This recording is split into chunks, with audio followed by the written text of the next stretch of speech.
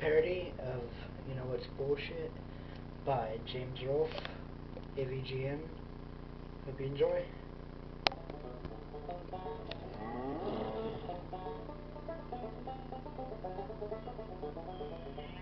You know what bullshit? Super Nintendo games. Why? Because just look at this atrocity. I mean, as soon as you turn it on, what does it do? It goes blank screen. Now, I've known people that threw away Super Nintendo games or other console games that had the same problem. It's because of the motherboard. First, it gets dust in it. Even like after having it out for like 5 minutes, it still gets dust in it.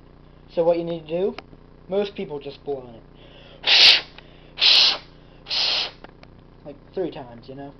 Then pop it back in, pop, it doesn't work. You just gotta keep blowing it. And then it works. Okay, I've known people that actually just reset it 30 times. And it worked. But you know what happened? It fucked up the memory. That and another problem with the Super Nintendo is that as soon as you start rattling the thing here, the game, it goes off. See? It's on, but it goes off. You'd think you'd have some kind of protection like the NES flap.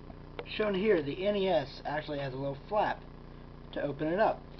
But you know, I guess whoever the president was at that time, or the owner of Nintendo, thought it would be a good idea so you could see the actual title of the game, so you'd know what you were playing before you even turned the damn thing on.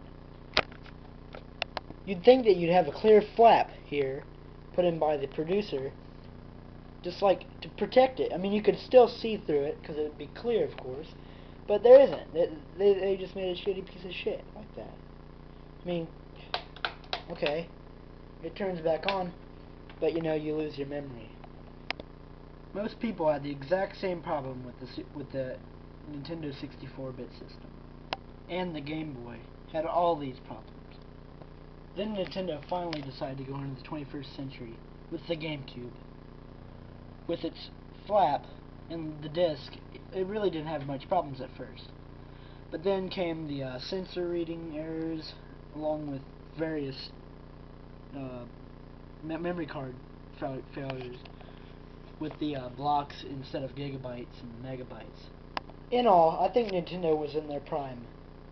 I mean, you had games like Super Mario RPG, Legend of Zelda, Link to the Past, Super Mario Kart, hell, even Super Mario World, one of the best games.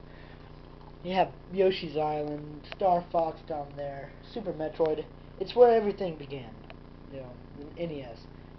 But the reason I think they were in that prime was just because of the games, not the system, because, well, that looks like crap. But just blowing and everything, you gotta blow into the games to get them to work just about every time. You can't find a game that doesn't do that. When you wiggle it around, it screws up the memory, and that is bullshit.